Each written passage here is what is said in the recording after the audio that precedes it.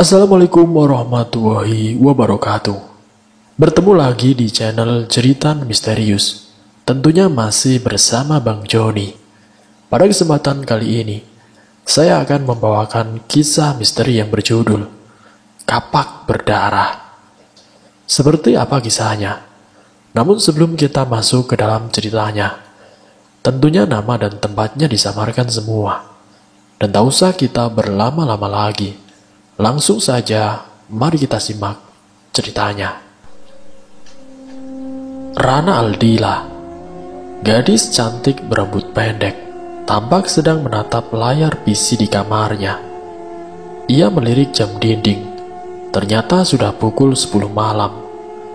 Meski begitu, Rana tidak menghentikan pencariannya tentang boneka Furby.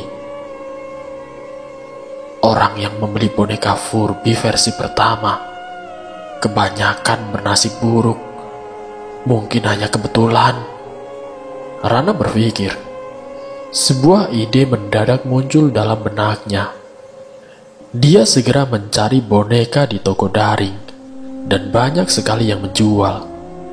Boneka itu ada 3 versi. Rana ingin membeli versi pertama. Lumayan mahal juga nih boneka. Seharga HP diskonan. Boneka ini juga jadi favorit para orang tua kaya, gumam si Rana. Namun hal itu tidak mengurungkan niat si Rana untuk membeli boneka Furby itu. Dia sangat yakin, pasti banyak penonton yang suka dengan konten yang satu ini, karena belum ada YouTuber lain yang membahasnya. Singkatnya, seminggu setelah pembelian boneka itu, bagian pertama yang terlihat di telinga si boneka itu meruncing bagai musang. Sementara kedua mata bulatnya menyatu dengan paruh, mirip burung hantu. Senyum Rana mengembang. Dirinya segera menaruh boneka Furby di atas kasur.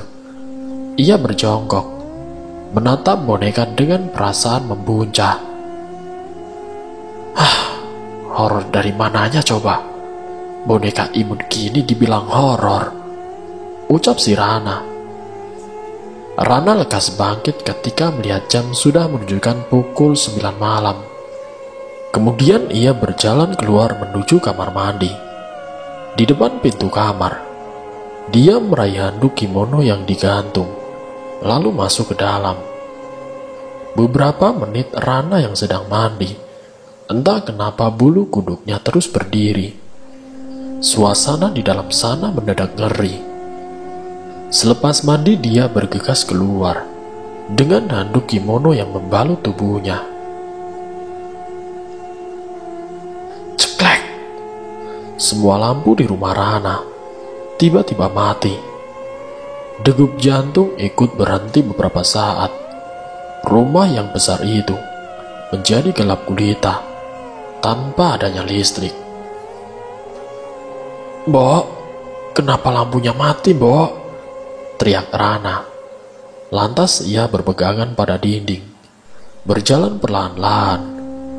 Bulu kuduknya meremang saat telapak kaki menginjak sesuatu yang halus. Rana berjongkok dan meraba-raba lantai. Kedua tangannya merasakan bulu-bulu lembut dengan bagian keras di tengahnya. "Oh, ternyata kamu. Kupikir apa?" Ucapnya segera memeluk boneka yang tergeletak di lantai. Sesampainya di kamar, Rana mendengar nafas seseorang tepat di telinga. Tidak ada suara apapun selain nafas Ana yang tidak tahu siapa pemiliknya. Ruangan ini semakin menyeramkan ketika pintu kamar mendadak tertutup, membuat jantung Rana berdetak yang cepat. Ia berbalik, menelan ludah begitu berat. "Kenapa rumahku menjadi horor gini sih? Mbok kemana lagi?" Rana kemudian mendekap erat boneka Furby-nya sebagai penghilang rasa takut. Namun tidak lama kemudian, rasa nyeri seketika menyerang jemarinya. Sesuatu yang tajam menusuk kulitnya sampai menembus tulang. Boneka itu terlempar hingga membentur lemari. Rana menatap ujung telunjuk kanan yang berdarah. Setelah dipikir-pikir, sangat tidak masuk akal ketika sebuah boneka tiba-tiba ada di luar. Padahal boneka tersebut sebelumnya ada di kamar. Sungguh aneh sekali. Kini ruangan kembali terang, membuat pandangannya menajam. Rana mencolek boneka Furby yang tergeletak di lantai. Tidak ada pergerakan sama sekali. Saat itu juga, hembusan nafas panjang terdengar dari bibirnya. Tanpa pikir lagi, Rana segera membuang boneka tersebut tepat pada keranjang sampah. Sungguh pengalaman yang sangat mengerikan. Cukup, aku tidak mau bermain dengan boneka itu lagi. Benarkah kau tidak ingin bermain dengannya? Rana mengedarkan pandangan. Ada suara seseorang lelaki muncul di kepala. Dirinya langsung terbirit dan menutup tubuh dengan selimut. Listrik seketika mati lagi. Suara dejitan aneh perlahan mendekat semakin nyaring, semakin membuat badan Rana menegang. Dengan segenap keberanian, Rana membuka selimut sekali tarik. Keringat dingin setetes demi setetes muncul dari pelipisnya. Tampak seberkas cahaya bulan menyelusup di gorden. Dengan nyali yang tersisa, Rana segera bangkit, berlari cepat menuju gorden. Dirinya membuka paksa gorden dengan nafas yang tersengal-sengal. Suara-suara aneh itu kini kembali muncul, tapi kini kalimatnya sama sekali tidak dimengerti. Rana berbalik menatap ranjang. Pandangannya tertuju pada boneka Furby yang ada di sana. Aneh, bagaimana bisa coba? Seingatku boneka itu ada di lantai. Kenapa sekarang jadi ada di kasur? Sebenarnya Rana tidak ingin mendekat. Akan tetapi, ada sebuah dorongan dalam dirinya yang entah dari mana memaksanya untuk mendekat. Boneka itu berbalik sendiri dengan mata menyala merah darah. Dan suara dejitan aneh itu ternyata berasal dari boneka yang berjalan. Paruh lancipnya kini terbuka. Tampak darah segar mengucur dari dalamnya. Semakin mendekat, nafasnya kian sesak. Rana ingin lari keluar jendela. Sialnya ia terjatuh, tersungkur. Ludah ditelan dengan berat, seraya berusaha untuk bangkit. Saat itu suaranya seperti hilang tanpa sebab. Tidak bisa berteriak sedikit pun. Kak Rana, ayo main denganku. Suara dalam kepala kini muncul kembali. Kali ini melengking seperti anak kecil. Dengan terus menggeleng, Rana beringsut dan bersandar ke jendela. Tangannya bergetar ketika ingin membuka kunci pada jendela itu. Gawatnya bunyi dejitan semakin nyaring terdengar. Rana berhasil membuka pintu. Namun, tidak! Teriakan pilu menggelegar. Satu tangannya memegangi pergelangan. Tubuhnya limbung dengan jari dikunyah, hingga terdengar bunyi tulang patah. Krek! Tidak kuat menahan ngilu, dia berguling-guling sambil menggerang berkali-kali hingga kepalanya membentur kaki ranjang. Cairan kental keluar membanjiri pelipis dan pipi. Rana langsung tidak sadarkan diri. Pagi harinya Rana sudah berada di rumah sakit. Kondisi Rana sungguh sangat memprihatinkan. Sejak pagi sahabatnya itu terduduk di ranjang rumah sakit dengan tatapan tidak bernyawa. Meski Bina beberapa kali melambaikan tangan di depan Rana, tidak ada pergerakan yang signifikan. Saat itu Bina melihat satu jari telunjuk Rana menghilang, diganti dengan balutan perban. 2 hari kini telah berlalu. Seorang lelaki dengan hadi hitam memungut boneka Furby dari tong sampah. Boneka itu ia tekan perutnya. Keluarlah jari telunjuk dari dalam sana. Ia segera mengantongi jari manusia ke dalam saku jaketnya. Lelaki itu menatap lekat boneka tidak berjiwa, lalu memandangi lantai 2 pada rumah megah di depannya.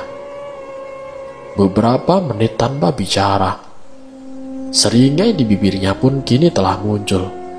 Kemudian dia berjalan santai, seraya memasukkan boneka ke dalam tas gendong. Malam ini si lelaki menunggu bus di halte terdekat dengan wajah datarnya. Ketika seseorang menoleh padanya, ia langsung menutupi wajah dengan tudung hadinya. Beberapa orang di sana terlihat curiga sebab tingkahnya yang aneh. Namun karena terlalu takut atau mungkin malas mencari tahu, akhirnya ia diabaikan hingga bus berhenti di depan halte. Lelaki itu berjalan menyusuri trotoar setelah turun dari bus, lalu masuk ke dalam gang sempit dengan penerangan remang-remang. Beberapa rumah ia lewati sampai akhirnya berhenti tepat di depan rumah sederhana. Tanpa kata-kata, ia membuka pagar besi yang sudah berkarat, lalu berjalan memasuki rumah. Di dalam terdapat boneka Furby di meja tamu, berjumlah ada 4. Saat memasuki kamar, banyak poster wanita yang sama ditempel di dinding. Pakaian dan juga celana dalam tergeletak di mana-mana. Bahkan tisu bekas pakai sampai berserakan di lantai. Lelaki itu menghidupkan PC dan membuka salah satu file dokumen. Terlihat ada foto beserta nama Rana Aldila di situ. Tampak sudah dicoret oleh garis merah. Sayang sekali, padahal dia cantik, gumamnya dengan wajah sedih yang dibuat-buat. Pagi-pagi sekali, Bina sudah ada di depan rumah Rana. Ia mencari sebuah boneka yang dibuang secara sengaja oleh ibunya Rana, yaitu di tempat sampah. Semua plastik hitam dibuka dan dikeluarkan isinya. Bau busuk tidak terelakkan, hampir saja membuat Bina memuntahkan sarapannya.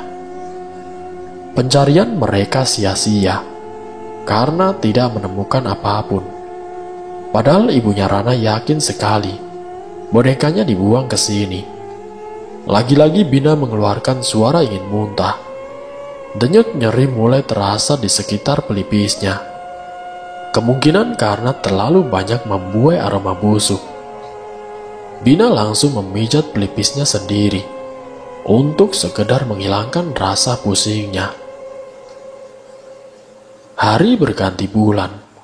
Bina belum juga mendapatkan titik terang soal boneka yang dibeli sahabatnya. Bahkan sampai hari ini, Rana masih sama. Tidak berubah saat pertama kali Bina menjenguknya. Hampir-hampir Bina menyerah. Tapi jika berhenti di sini, usahanya selama sebulan akan sia-sia. Jika menemukan titik terang, tidak menutup kemungkinan Rana bisa kembali sembuh seperti sedia kala. Bina menutup pintu dengan pelan. Ia berjalan gontai menuju laptop di ruang tamu. Saat sedang asik dengan pemikirannya sendiri, pop up sebuah artikel muncul di ponselnya. Bina membaca sekilas artikel itu. Seketika mengingatkannya pada kejadian aneh yang menimpa si Rana. Di dalam berita dikatakan, Seorang gadis yang bertempat tinggal di Bekasi telah pingsan sesudah membeli boneka Furby di toko daring. Sama seperti Rana, gadis 20 tahun itu juga kehilangan satu jarinya. Akibatnya berpengaruh pada mental, hingga gadis itu harus dirawat di rumah sakit karena tidak menunjukkan kewarasan sama sekali. Informasi tentang Furby versi pertama Bina dapatkan dengan mudah, padahal dulu susah sekali mendapatkannya. Kalau dilihat dari artikel ini, boneka Furby pertama diproduksi pada abad ke-90 di Amerika Serikat. Awal beredarnya memang membawa rumor mengerikan. Banyak kesaksian dari pemilik sebelumnya bahwa boneka itu seperti memiliki jiwa.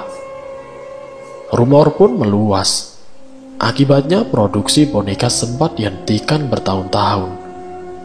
Kemudian boneka itu kembali diproduksi dengan versi terbaru. Selepas membaca seluruh artikelnya, Bima merasa kehilangan arah. Mengapa dalam artikel ini Furby versi pertama tidak diproduksi lagi? Tapi pada kenyataannya, boneka itu masih eksis di pasaran sampai sekarang. Aku harus ke Bekasi. Jemari terkepal, Bina sudah memutuskan untuk mencari tahu tentang kejanggalan boneka sial itu. Dengan cakap jari lentiknya menari di atas keyboardnya, ia mencari keberadaan boneka dari akun sosial media yang dimiliki oleh si korban. Ini dia. Pada layar persegi panjang terpampang alamat lengkap si korban. Bina mendapatkan alamat itu dari Cantika, teman dekat korban yang juga merasa janggal dengan perubahan drastis temannya. Cantika kemudian mengirim alamat, dan mereka berdua menetapkan pertemuan 2 hari kemudian. Hari ini Bina dalam perjalanan menuju kota Bekasi dengan menggunakan kendaraan umum, bus Budiman arah Jakarta Bekasi. Bina sampai di Bekasi sekitar jam 12 siang. Sudah ada Cantika yang menjemputnya di terminal. Perempuan itu berperawakan semampai dengan rambut bergelombang. Setengah rambutnya diikat ke belakang. Cantika membonceng Bina dengan motor ayahnya menuju rumah. Jujur saja Bina malas sekali duduk di atas motor, sebab ia mengenakan rok selutut. Namun untungnya Cantika membawa jaket kebesaran, sehingga pahanya masih bisa terselamatkan dari mata-mata nakal di muka umum. Saat sampai di rumah Cantika, Bina pun segera masuk tanpa diinterogasi terlebih dahulu, karena sebelumnya Cantika sudah memberitahu kedatangan teman dari luar kota. Aku tidak nyangka, ternyata teman kamu jadi korban boneka Furby juga ya. Iya, aku hampir menyerah karena tidak ada info yang jelas soal boneka itu.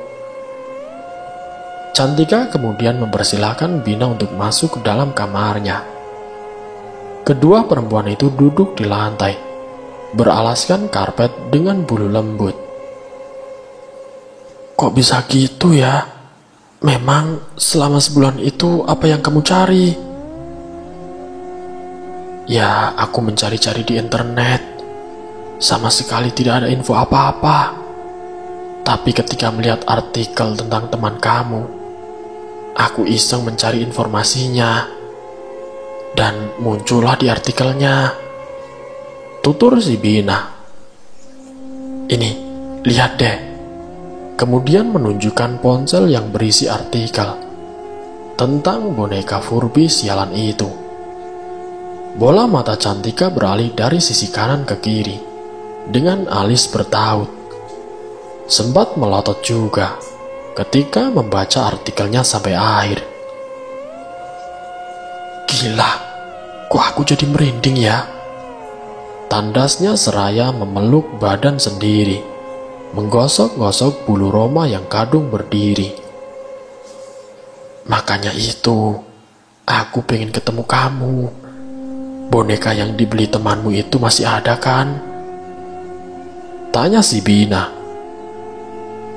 Tunggu sebentar, aku akan ingat-ingat dulu. Tangan Cantika terangkat, seraya mencubit pangkal hidung. Sepertinya aku pernah lihat, sambungnya dengan mengangguk yakin. Tiba-tiba suara ketukan dari arah pintu terdengar. Perhatian mereka teralihkan dengan jantung yang berdetak sangat cepat. Ceklek! Pintu dibuka. Kepala dengan rambut hitam panjang menggantung menyembul di sana. Ayo, lagi cerita apaan? Tanya wanita parubaya dengan sedikit membuka rambut yang menutupi wajahnya. Ih, Mama, kirain apa? Protes Cantika, menatap ibunya dengan kesal. Ibunya ini memang hobi sekali menakut-nakuti. Sudah menjadi kebiasaan dan susah untuk dihilangkan. Di samping itu Bina sama kagetnya dengan Cantika. Melihat rambut yang mendadak keluar dari pintu, sama persis dengan film horor. Apalagi kamar Cantika terdapat gorden yang besar, dekat dengan balkonnya, dan tidak dibuka semua, menyebabkan kamar ini tampak sedikit gelap. Namun setelahnya Bina terkekeh, menatap perdebatan ibu dan juga anaknya. Baginya lucu dan menghibur. Keduanya sudah seperti teman.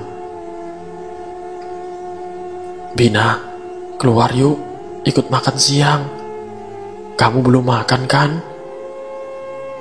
Tanpa tahu Cantika sudah bangkit dari duduk dan melambai pada Bina. Seketika Bina mengikutinya keluar, seraya mengangguk dengan cepat. Maaf ya, aku sudah ngerepotin keluarga kamu, ucap Bina dengan segan. Enggak kok, santai aja kali. Kemudian mereka berdua berjalan menuju ruang makan. Di sana sudah ada kedua orang tua Cantika, tampak tersenyum padanya. Keluarga kecil Cantika terasa hangat. Mereka tidak segan bertanya dan mengobrol dengan Bina, membuatnya sejenak melupakan tujuan awal datang ke sini. Bina terlalu dalam pikiran, hanya diam tanpa memperhatikan orang-orang di dekatnya. Pendengaran pun melemah, karena terlalu dalam memikirkan temuan bersama Cantika. Ketika itu kedua netra gelap hanya memandangi piring berisi nasi dan lauk, kemudian beralih pada jemari kaki. Tiba-tiba jari-jari tangan yang putus dan juga berlumuran dengan darah tampak jelas berserakan di lantai. Tubuhnya menegang, kerongkongan pun terasa kering. Bina menelan ludah dan lekas menatap Cantika beserta orang tuanya bergantian. Ada apa, Bina? Tanya Cantika, sejenak berhenti menyuapkan nasi ke mulutnya. Ibu dan juga ayah Cantika terlihat saling pandang, sama herannya dengan tingkah Bina. Namun Bina hanya sekedar tersenyum, berusaha mengatur nafasnya yang mulai tidak karuan.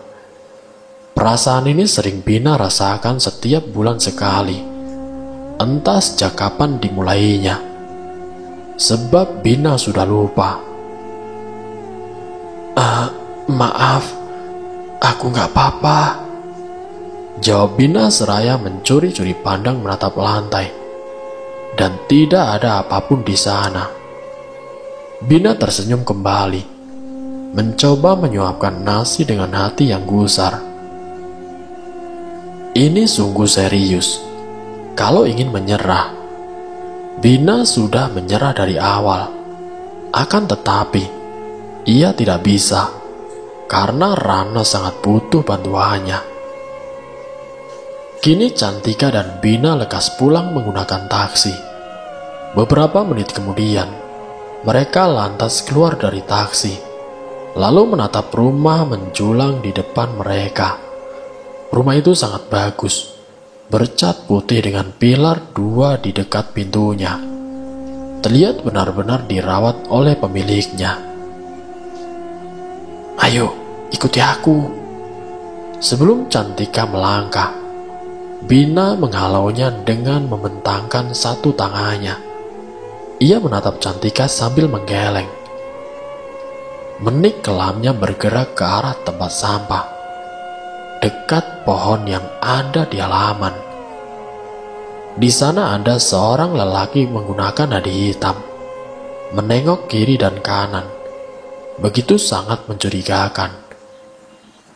Mereka pun kemudian langsung jongkok di belakang pagar rumput. Ketika si lelaki menengok ke belakang, hampir saja ketahuan. Bina memegangi dadanya karena tegang. Begitupun wajahnya tampak berkeringat. Sedangkan Cantika langsung mengepalkan kedua tangannya saat dipaksa bersembunyi. "Kamu lihat cowok tadi?" tanya Bina dengan suara pelan. "Iya, aku lihat. Kok bisa ada cowok di situ? Jangan-jangan stalkernya temanku lagi." Bina mencoba mengintip dari sela-sela pagar rumput, namun tidak terlihat sama sekali. Hanya sekilas tampak warna hoodie dan tas gendong hitam di punggung pria itu. "Sepertinya bukan," jawab Bina terjeda. "Cowok itu sepertinya lagi mencari sesuatu di sana," lanjutnya sembari menatap lekat Cantika. "Apa? Boneka?" Keningnya berkerut. Cantika mencoba berdiri sedikit, ingin melihat dengan jelas apa yang dilakukan lelaki itu. Tapi Bina lekas menariknya kembali untuk bersembunyi.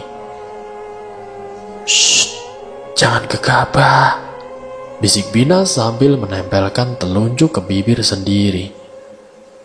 "Kita tidak boleh kehilangan dia." Kedua tangan menutup mulut seketika. Cantika melirik pada sosok laki-laki itu, berharap kehadiran mereka tidak disadari. Namun tiba-tiba, getaran ponsel terasa dari saku celana Jin Bina. Ia mendecik kesal, lalu membuka kunci pada layar. Ternyata ada WA dari mantan pacarnya, yaitu si Bian. Baru saja ingin mengetik balasan, laki-laki itu berjalan keluar dan melompati pagar rumput. Bina pun mengabaikan WA mantannya agar bisa mengejar si lelaki bersama Cantika. Namun sayang Bian malah menelponnya, sehingga gawai di genggaman menderingkan nada sambung. Rasanya Bina ingin memaki, soalnya cowok misterius itu sampai tidak tampak lagi. "Ada apa?" Pekik Bina terdengar sinis ketika mengangkat teleponnya. Sementara Cantika terlihat bingung, terus mengejar atau membiarkan lelaki itu kabur. "Galak amat sih," protes Bian di seberang sana. "Kamu ganggu aku tahu. Aku lagi ngejar seseorang," tutur Bina seraya menatap sepatu putih miliknya, lalu menginjak-injak kerikil sambil mencari keberadaan laki-laki itu. Namun nihil hasilnya. Ia sudah tidak melihatnya dimanapun. "Aku sudah sampai Bekasi. Kamu di mana sekarang?" Maniknya melebar. Bina menatap Cantika dengan lekat, membuat yang ditatap penasaran. Saat Cantika bertanya siapa, tanpa suara dibalas. Namun saat Cantika bertanya siapa, Tanpa suara, dibalas Bina dengan telunjuk tertempel di bibir. Aku sedang di rumah temannya korban itu, jawab Bina setelah sedikit menjauh dari Cantika. Ya sudah, kasih tahu aku alamatnya ya. Aku khawatir kamu sendirian. Rasanya seperti dirayu oleh seorang lelaki buaya. Tapi tidak tahu kenapa, Bina sangat suka mendengarnya. Suka sekali. Ya sudah, nanti aku kirim ya, balas Bina dengan suara datar. Nyatanya genderang dalam dada mendadak berpesta. Di tengah gagalnya pengejaran, Bina mengembuskan nafas setelah panggilan berakhir. Kemudian tersenyum ke arah Cantika. Cantika, ayo kita pulang dulu. Soalnya temanku nyusul ke sini, ucap si Bina. Hah? Terus cowok itu bagaimana? Tanya Cantika. Nanti kita diskusiin bareng. Ayo, jangan sampai dia menunggu lama. Kasihan dia. Akhirnya Cantika pun menurut. Mereka berdua kembali ke rumah Cantika menggunakan sebuah taksi. Di perjalanan mereka hanya diam dengan pikiran masing-masing. Tidak ada yang memulai percakapan terlebih dahulu. Suasana ini Bina manfaatkan untuk berbalas chat dengan Bian, sembari mengirim alamat rumah Cantika. Di rumah Cantika menyeduh kopi untuk Bian yang baru saja sampai. Sebab kedua orang tuanya sudah berangkat ke Singapura tadi pagi untuk bekerja. Sekarang ia sendirian sebagai pemilik rumah. Tampak Bina duduk dengan tenang di samping Bian dan menunjukkan teman mereka. Kamu ada fotonya? Kalau ada fotonya, mungkin bakal lebih gampang nyarinya, tanya Bian mengakibatkan hembusan nafas menyesal dari Bina. Sayang sekali, aku dan Bina sama sekali tidak kepikiran buat motoin cowok mencurigakan itu, sahut Cantika sambil membawa satu gelas kopi dan juga cemilan keripik, lalu menyimpannya di meja tamu. Ia duduk serampangan di samping si Bina. Kakinya pun diangkat satu ke sofa. Berbeda dengan Bina yang duduk selayaknya perempuan yang normal. Bian tampak berpikir, mengetuk-ngetuk jemari di paha sendiri. Kemudian menatap Bina dan juga Cantika. Bagaimana dengan bonekanya? Kalian sudah mendapatkannya? Belum, jawab Bina dengan lirih. Tapi sepertinya boneka itu sudah tidak ada. Dari mana kamu tahu?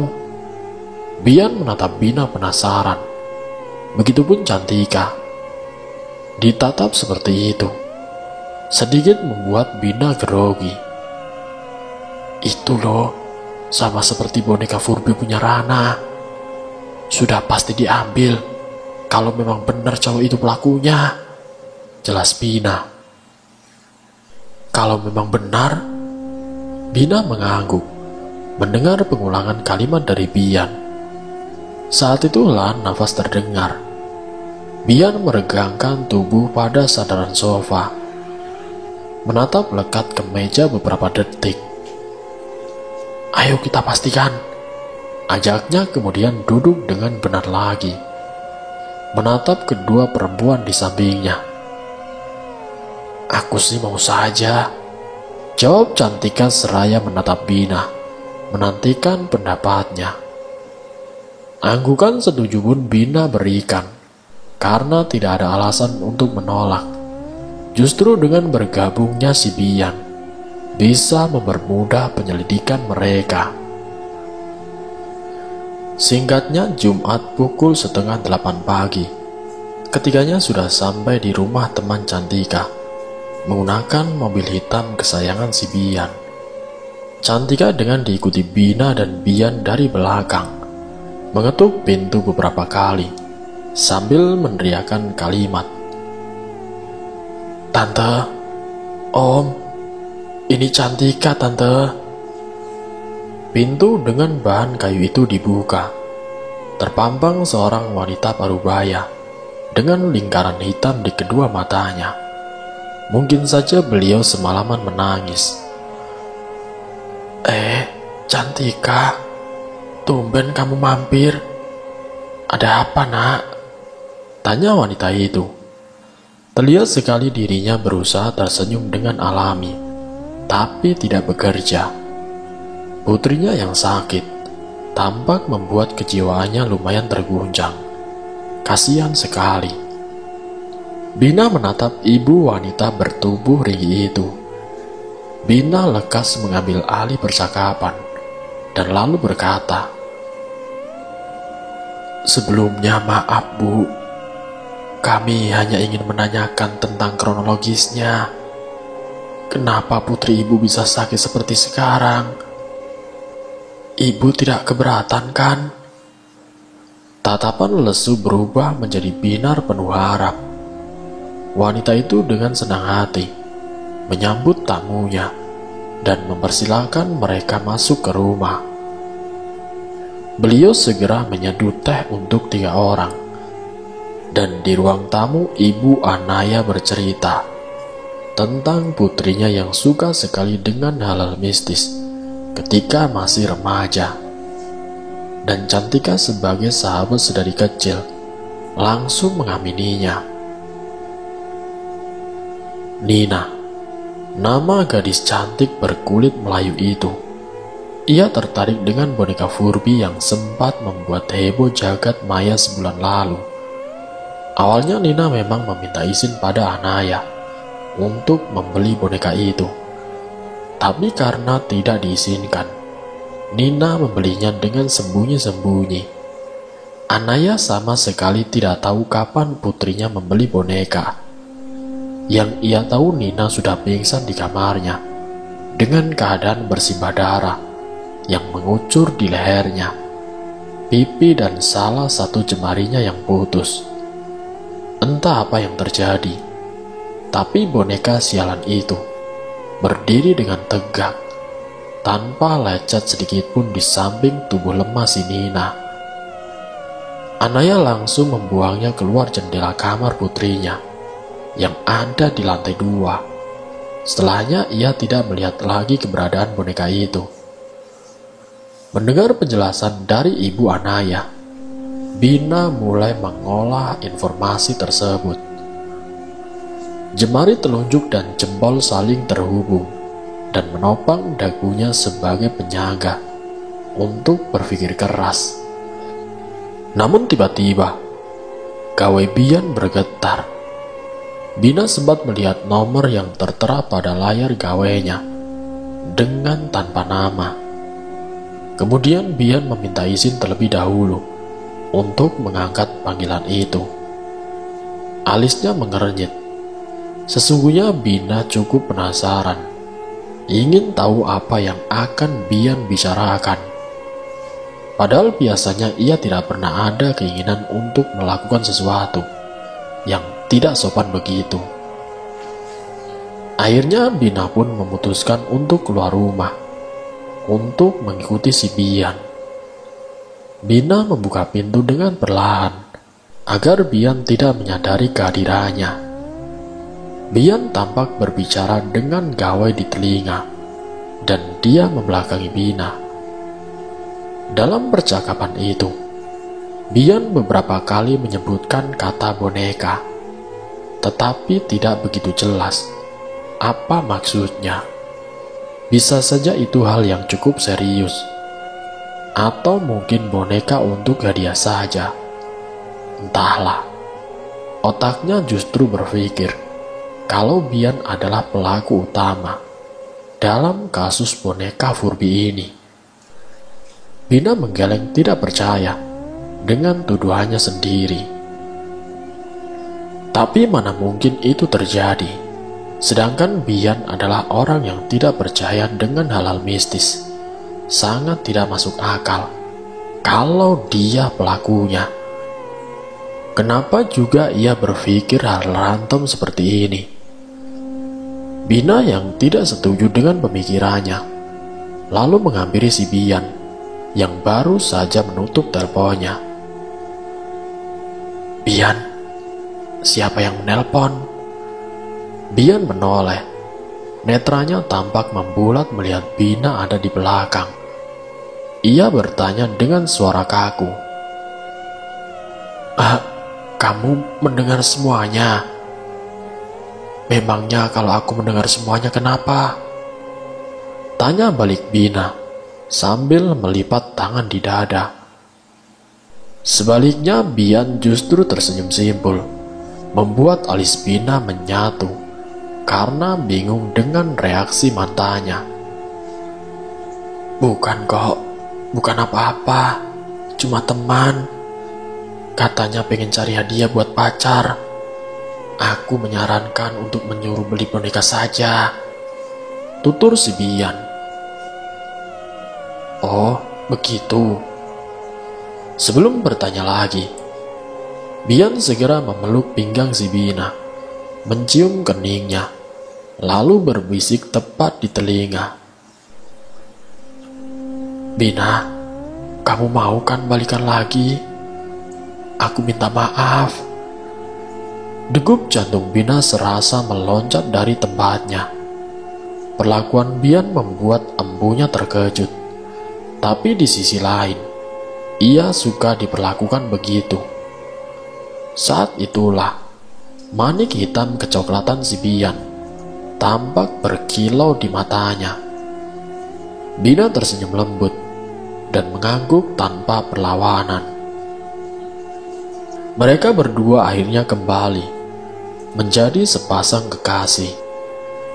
Namun hal itu tidak menyurutkan niat si Bina untuk menyelidiki kasus tentang boneka Furby.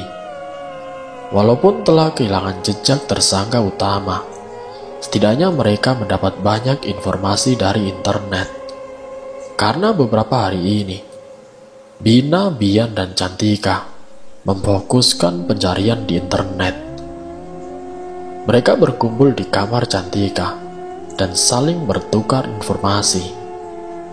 Beruntung semuanya sedang libur kuliah, sehingga tidak begitu banyak halangan dalam mengumpulkan artikel yang berhubungan dengan teori dan kisah mistis si boneka. Di samping itu Cantika berdiri tegap kembali, lalu duduk di pinggir kasur. Kalau berdasarkan artikel ini, boneka memang bisa dijadikan perantara dunia lain dengan dunia kita, tapi tidak dijelaskan boneka seperti apa yang biasanya digunakan, tutur si Bian, menyimpulkan sebuah artikel yang ia baca dari PC Cantika. Bina dan Cantika langsung mendekat dan menunduk, ikut membaca artikel yang Bian temukan. "Mungkin memang tidak perlu sedetail itu kan? Yang penting boneka," tanya Bina sambil menatap Bian. Di samping itu Cantika berdiri tegap, kembali lalu duduk di pinggir kasur. "Aku pernah dengar dari teman, kalau benda mati yang menyerupai makhluk hidup bisa jadi tempat tinggal mereka," ucap Cantika sambil menekan kata mereka dalam kalimatnya. "Serius? Kok aku baru tahu?" Bina terlihat antusias, lalu berlari untuk duduk di samping Cantika. "Apakah teman kamu indigo?" Cantika menggeleng sambil meringis.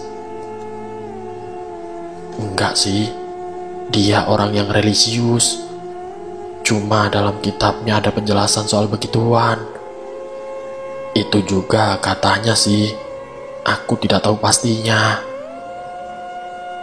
Tapi menurutku ucapan temanmu ada benarnya. Dalam film-film horor yang mengangkat teror sebuah boneka, mungkin memang berasal dari kisah nyata. Cuma karena kita tidak pernah ada di posisi itu, pasti kita susah percaya," ucap si Bian panjang lebar.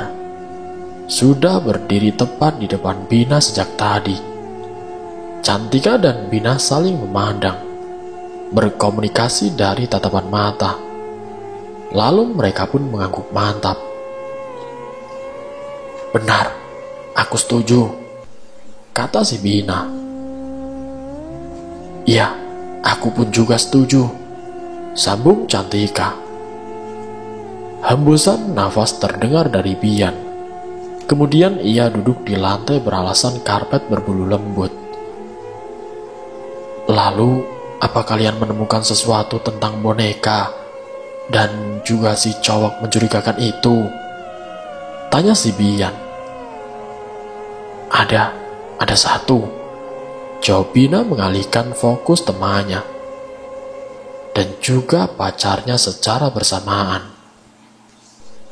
Kesimpulan dari artikel yang aku baca, boneka juga bisa dijadikan alat pesugihan. Kalau di Indonesia sudah biasa, entah di luar negeri," ujarnya melirik gawai di tangan kanan. "Aku pikir sama saja, boneka Furby berasal dari luar. Tapi rumor yang beredar itu sepertinya bukan sekedar rumor," ucap Cantika. Mereka bertiga terus bertukar pikiran dan beradu argumen hingga menemukan titik temu dari semua pencarian yang mereka lakukan, yaitu jika si pelaku merupakan orang yang melakukan pesugihan, berarti ada tumbal sebagai bayaran. Jelas kalau ada pengorbanan, pasti ada permintaan. Di dalam hal ini pelaku sepertinya meminta sesuatu yang besar pada mereka, sehingga setiap 1 bulan sekali harus memberikan tumbal baru. Pertanyaannya sekarang, bagaimana cara mengetahui orang yang akan menjadi tumbal berikutnya? Agaknya sangat sulit. Mereka bertiga harus menunggu selama 1 bulan penuh. Bagi Bina dan Bian, sudah 2 kali mereka menunggu. Semoga yang sekarang adalah yang terakhir, dan mereka bisa menangkap lelaki misterius itu. Mereka juga sedang memeriksa rumah Ibu Anaya, mencari dengan teliti. Siapa tahu boneka itu tersangkut di sela-sela perabotan rumah, atau terbuang di halaman. Namun nyatanya tidak ada sama sekali. Memang sudah hilang sepertinya. Setelah pencarian tiada hasil, Bina dan Bian berpamitan untuk pulang ke Jakarta. Mereka akan berkumpul kembali 1 bulan kemudian. Selama liburan, Bina ditugaskan untuk menjaga toko kelontong milik tantenya sambil menunggu berita atau artikel tentang boneka Furby. Ia sampai rela menunda kuliahnya, sekaligus serius ingin menangkap pelaku pesugihan itu. Jika memang benar lelaki itu dalangnya, kapan beritanya akan muncul? Capek sekali rasanya. Beberapa pelanggan kurang nyaman dengan si Bina karena tidak berekspresi sama sekali dan sering tidak menjawab pertanyaan mereka. Sampai tantenya harus menepuk pundak Bina agar tersadar dari lamunan. "Bina, kamu ngapain sih? Situ lihat, pembelinya pada kabur," protes tantenya. Bina menoleh dengan sedikit terperanjat, lalu tersenyum malu. Maaf tante, aku tidak fokus." Beliau menggeleng, maklum, lalu berucap, "Ya sudah, kalau begitu fokus lagi. Jangan bikin tante rugi dong." Iya tante, aku janji tidak bakalan melamun lagi." Melihat kesungguhan si Bina, tante seketika tersenyum dengan lembut. "Ya sudah, tante pergi dulu ya. Tante ada urusan di luar. Sebentar." Bina meminjingkan matanya. Ia baru sadar, tantenya sudah berpakaian rapi, dengan model pakaian anak muda zaman sekarang. Jangan-jangan beliau ini mau berkencan. Senyuman jahil terukir di bibir si Bina saat tantenya diboncengin motor oleh seorang pria seumuran. Ketika sedang asik dengan pikirannya, tiba-tiba gawai di saku celana bergetar. Bina lekas mengangkat panggilan telepon dari Cantika. Dalam panggilan tersebut, Cantika memberitahu si Bina kalau berita itu muncul kembali dan lagi korbannya seorang gadis. Kini Bina semakin yakin ini bukanlah kebetulan. "Cantika, kamu mikir hal yang sama nggak?" ucap si Bina. Iya sih, aku pikir tumbalnya harus cewek." Benar, ternyata Cantika satu pemikiran dengannya. Tanpa bicara panjang lebar, mereka langsung memutuskan pergi ke tempat tinggal korban ketiga setelah si Rana. Untungnya alamat sudah digenggam oleh Cantika, jadi mereka tinggal bertemu di tempat tujuan. Selepas itu Bina lekas mencari nomor Bian dalam gawainya, kemudian menempelkan layar datar itu ke pipi. Mendadak dari arah jalan raya, ada mobil hitam yang terparkir tepat di depan toko kelontong tantenya. Kedua kaki jenjang berlari keluar dan mendapati Bian keluar mobil. Bina, kamu sudah tahu beritanya?" tanya Bian sambil menahan pintu mobil. Anggukan mantap Bina berikan. Lalu ia berkata, "Iya, tadi Cantika menelpon. Aku juga sudah dapat alamatnya.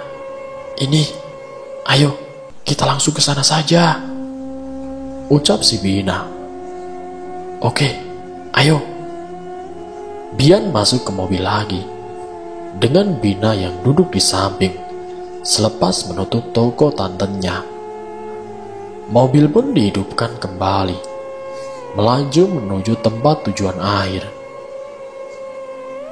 "Bina, aku terus mimpi buruk sebulan ini." "Hah? Serius?" tanya Bina dengan sedikit menoleh dan alis terangkat. Bina mengangguk, makin mempererat genggamannya. "Iya, Rana muncul di mimpiku. Kondisinya seram sekali, seperti nyata sekali." Mobil tiba-tiba berhenti karena lampu lalu lintas berubah merah. Bian mendekap Bina saat itu dan menenggelamkan kepalanya di dada. "Aku kan sudah bilang, jangan maksain. Jadi sekarang kamu maunya gimana? Hah?" Bina menatap manik hitam cemerlang itu, lalu membalas dekapan kekasihnya dengan erat. "Aku tidak bisa berhenti sekarang, Bi. Rana butuh bantuanku."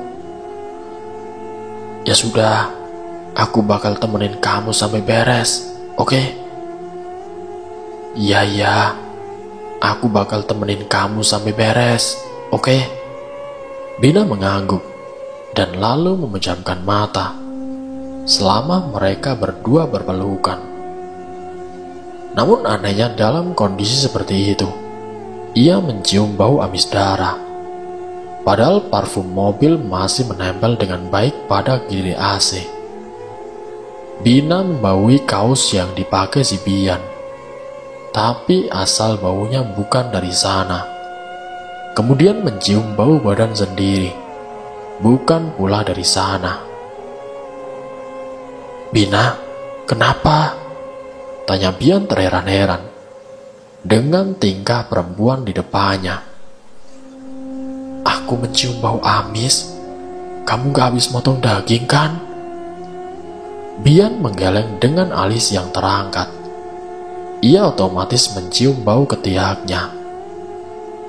"Gak bau kok, perasaan kamu aja kali." Bina menyipit, memandang si Bian Saat itu lampu merah berubah kuning.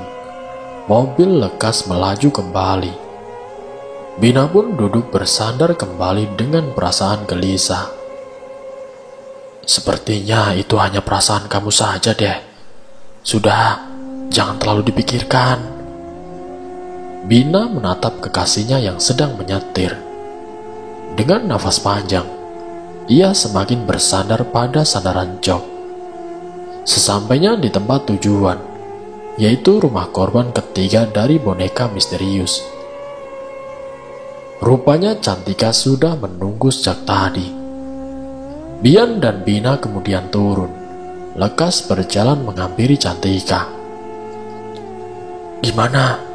Ada orangnya enggak?" tanya Bina. Sorot mata Cantika tampak risau. Beberapa kali menatap rumah berpagar besi putih itu, dan berhasil menatap Bina kembali. "Cantika, ada apa? Jangan bikin aku penasaran dong," tanya si Bina dengan gemas. Cantika menunjuk jendela di lantai 2 dengan gorden yang terbuka.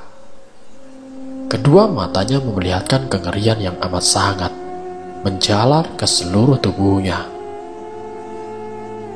Itu, lihat itu," serunya disertai nafas yang tidak karuan. Bian dan Bina mengikuti petunjuk Cantika. Namun mereka tidak melihat apa-apa. "Tidak ada apa-apa kok. Kamu mau ngasih tahu apa sih?" tanya si Bina. Badan Cantika kian bergetar. Ia memegangi tangannya sendiri, lalu menatap kaku pada Bina. Kalian beneran tidak melihat?" "Tidak, aku tidak melihat," jawab Bian dengan santainya sambil melipat tangannya. Bina mencoba memincingkan mata ke arah jendela sambil mendekat beberapa langkah. Tetapi hanya ruang gelap yang dilihatnya dan tidak ada apapun. Bina menggeleng tanpa kata, kemudian menatap Cantika. Ketika itu gemetar tubuh Cantika semakin kencang. Sementara Bina mencengkram bahu Cantika karena dia merasa cemas. "Cantika, sadar Cantika. Apa yang kamu lihat sebenarnya?" Pakiknya sambil mengguncang-guncangkan bahu temannya. Aku melihat ada apa, Tika?" Tidak disangka, Cantika tiba-tiba pingsan. Bian kemudian dengan sigap menangkap badan Cantika yang hampir tumbang. Bina terperanjat dengan kedua tangan menutup mulut. Dirinya lekas menyuruh si Bian untuk memboyong Cantika ke dalam mobil dan lalu mendudukannya di jok samping pengemudi. Setelah dibaringkan, Bian membeli air mineral dingin untuk Cantika atas permintaan Bina. Karena Cantika tidak kunjung sadar, mereka kemudian membiarkannya di dalam mobil dengan AC menyala. Bagaimanapun juga, Bina harus segera menyelesaikan penyelidikan ini. Itu kenapa Bina memilih untuk tetap bertamu meski tanpa Cantika. Dan bersambung, apakah yang akan terjadi kepada Cantika dan juga si Bina? Apakah mereka akan selamat atau justru akan menjadi tumbal berikutnya? Nanti saya akan lanjutkan ke bagian yang berikutnya. Jadi untuk kalian semua, saya mohon tetap stay di channel ini. Wassalamualaikum warahmatullahi wabarakatuh.